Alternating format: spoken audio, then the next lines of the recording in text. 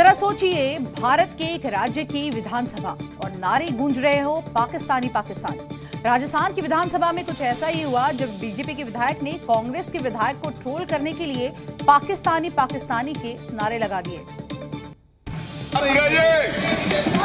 गोपाल शर्मा जी, आप ये राजस्थान की विधानसभा का हाल है।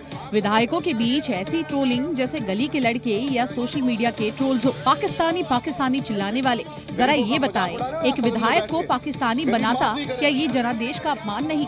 जरा फिर से सुनिए ये नारेबाजी। गोपाल शर्मा जी, आप विधानसभा में ये हंगामा नगरीय विकास और स्वायत्त शासन की अनुदान मांगों पर चर्चा के दौरान हुई। कांग्रेस के विधायक रफीक खान मुद्दे पर अपनी बात रख रहे थे। इस पर बीजेपी के विधायक गोपाल शर्मा ने पाकिस्तानी पाकिस्तानी चिल्लाना शुरू कर दिया।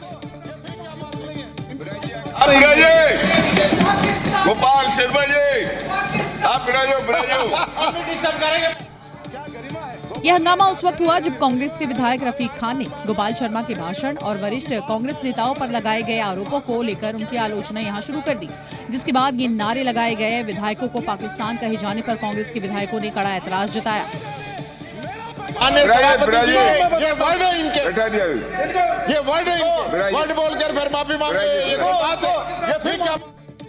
पाकिस्तानी पाकिस्तानी के नारे और कांग्रेस के विरोध के बाद सदन में तकरीबन 2 मिनट तक नोकझोंक होती रही। कांग्रेस विधायकों ने गोपाल शर्मा पर कार्रवाई की मांग की। हालांकि हैरत है कि बीजेपी ने अब तक इस मुद्दे पर चुप्पी साधे रखा। लव जिहादियों और धर्मांतरण कराने वालों पर एमपी की मोहन सरकार बड़ा स्ट्राइक करने की तैयारी में है, और ऐसा हम क्यों कह रहे हैं ये भी आपको समझा देते हैं। देखिए, सीएम मोहन यादव ने ऐलान किया कि धर्मांतरण कराने वालों को फांसी के फंदे तक पहुंचाकर रहेंगे। यानी लव जिहादियों के लिए मोहन यादव की ये सीधी सीधी वार्निंग है, और अगर नहीं संभले तो ऐसा कानून लाया जाएगा जिसमें धर्मांतरण और लव जिहादियों को फांसी तक हो सकती है। यानी यूपी से भी सख्त कानून अब एमपी में। जो यूपी में नहीं हो पाया, मध्य प्रदेश में मोहन यादव वो करने वाले हैं। मध्य प्रदेश में बहन बेटियों को प्यार के फरेब में फंसाकर धर्मांतरण कराने वालों को अब ऐसी सजा मिलेगी, 7 पीढ़ियां भूल नहीं पाएंगी। इसका ऐलान हो गया है, बस कानूनी फरमान बाकी है। धर्मांतरण, दुराचरण, ये किसी घटना को हमारी सरकार बर्दाश्त नहीं करेगी। इसलिए ऐसे दुष्कर्मियों को या धर्मांतरण कराने वालों को फांसी की सजा तक पहुंचाएगा। यानी एमपी वाले मोहन यूपी वाले योगी से भी आगे निकल गए। यूपी में लव जिहाद धर्मांतरण पर मौजूदा कानून के तहत अधिकतम आजीवन कारावास की सजा का प्रावधान है, जबकि मध्य प्रदेश में मोहन यादव ने लव जिहादियों के धर्मांतरण पर फांसी की बात कह डाली। यानी मोहन यादव अगर अपने बयान पर अमल करते हैं तो लव जिहाद में फंसाकर धर्मांतरण कराने वालों के खिलाफ भारत में सबसे सख्त कानून मध्य प्रदेश में होगा। हालांकि कांग्रेस मोहन यादव के इस बयान को ज्यादा सीरियस नहीं ले रही। मोहन यादव भी घोषणा भी हो चुके हैं, एक शौक हो गया है। अब तुम कह रहा हो कि हम बाजी पे चढ़ा देंगे, तो अभी ईंट गड़ी के एक लड़की परेशान हो रही है। कुल मिलाकर कानून बनने से पहले सियासत शुरू हो गई है। हालांकि दमदार फैसलों में मोहन यादव का ट्रैक रिकॉर्ड काफी हाई है, लेकिन इस बार देखना होगा धर्मांतरण पर फांसी वाले कानून पर कहानी क्या मोड़ लेती है। देश के संभल में अब अपराधियों और दंगाइयों को कोई भी हरकत करने से पहले 100 बार सोचना होगा, क्योंकि संभल पुलिस अब ऐसे लोगों की कड़ी निगरानी रखने के लिए एक बड़ा कदम उठाने जा रही है। अपराधियों और दंगाइयों पर नजर रखने के लिए संभल पुलिस ने विवादित जामा मस्जिद के सामने बन रही सत्यव्रत पुलिस चौकी को हाईटेक करने का काम शुरू कर दिया है। सत्यव्रत पुलिस चौकी को डिस्ट्रिक्ट पुलिस कंट्रोल रूम में तब्दील किया जा रहा है, जिसके तहत पुलिस चौकी पर सैटेलाइट एंटीना लगाया गया है। संभल के एसपी कृष्ण बिश्नोई लगातार सत्यव्रत पुलिस चौकी का निरीक्षण कर रहे हैं और अफसरों को जरूरी निर्देश दे रहे हैं। चौकी के ऊपर है ये एंटीना भी लगाया गया है। यहाँ पे डिस्ट्रिक्ट का जो कंट्रोल रूम है उसको यहाँ सेटअप किया जाएगा, ताकि पूरे डिस्ट्रिक्ट का ये एक एपिसेंटर है किसी प्रकार के लॉ एंड ऑर्डर होने की स्थिति में। ये सबसे हाइट पे भी लोकेटेड है, इसी वजह से इसको डिस्ट्रिक्ट कंट्रोल रूम के रूप में भी डेवलप किया जाएगा। दरअसल संभल में हुई हिंसा के बाद ये शहर अति संवेदनशील हो गया है। पहले भी आतंकियों और अपराधियों के तार यहाँ से जुड़े होने की खबरें आती रही हैं। यही वजह है कि पुलिस प्रशासन सतर्क हो गया है और सत्यव्रत पुलिस चौकी को डिस्ट्रिक्ट पुलिस कंट्रोल रूम के तौर पर तैयार किया जा रहा है, जिससे अपराधियों और दंगाइयों पर पैनी नजर रखी जा सके। संभल में केवल सत्यव्रत पुलिस चौकी को ही नहीं, बल्कि शहर की नई पुलिस चौकियों को भी हाईटेक बनाया जा रहा है, ताकि आधुनिक सुविधाओं से लैस इन पुलिस चौकियों के जरिए अपराधियों पर शिकंजा कसा जा सके। झारखंड के हजारीबाग में कुछ बाइक सवार बदमाशों ने एनटीपीसी के डीजीएम की गोली मारकर हत्या कर दी, जिसके बाद से पूरे इलाके में दहशत फैल गई है। वहीं पुलिस डीजीएम की हत्या के आरोपियों की तलाश में अब जुट गई है। एनटीपीसी के डीजीएम पद पर कार्यरत कुमार गौरव को बाइक सवार बदमाशों ने उस वक्त गोली मारी जब वो हजारीबाग के अपने आवास से ऑफिस जा रहे थे। जानकारी के मुताबिक बदमाशों ने उन पर 3 राउंड फायरिंग की और फरार हो गए।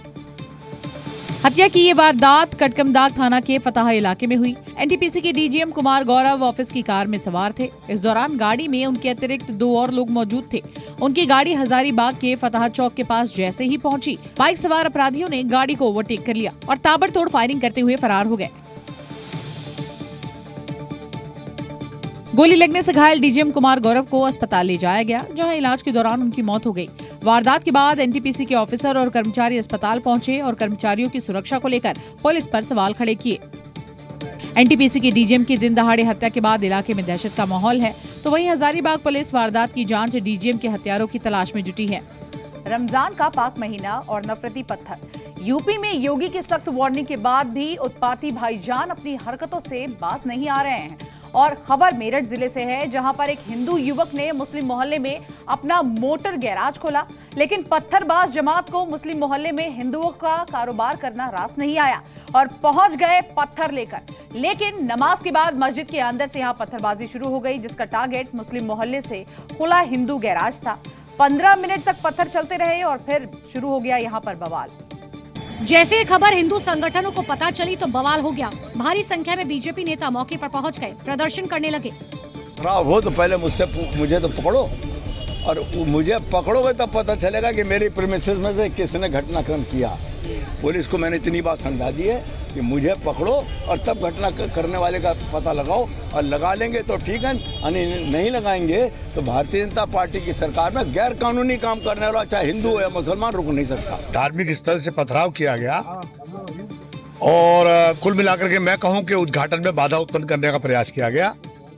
और रमजान का महीना चल रहा है, पहला जुम्मा है, और जिस तरीके से सामाजिक तत्वों ने और कुछ लोगों ने मिलकर पथराव किया है, उनकी मंशा बिल्कुल निश्चित तौर पे शहर की व्यवस्था को छिन-भिन करने की रही होगी। दरअसल विवाद के पीछे किसी गहरी साजिश या फिर नफरती साजिश हो सकती है, लेकिन विवाद कैसे हुआ इसकी शुरुआत समझिए। मुस्लिम मोहल्ले में हिंदू युवक ने गैराज खोला। हिंदू के कार गैराज पर पथराव किया गया। जुमे की नमाज के बाद पथराव हुआ। 15 मिनट तक मस्जिद से पत्थर चलने का आरोप।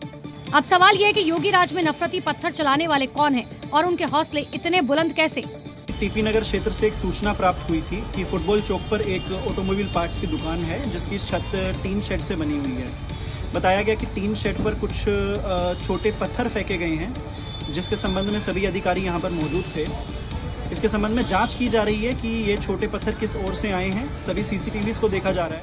यानी पुलिस एक्शन में आ चुकी है। जल्दी पत्थरबाजों का पूरा हिसाब होगा और जरूरत पड़ी तो हिंदू युवक के गैराज में हुए नुकसान की भरपाई भी की जाएगी।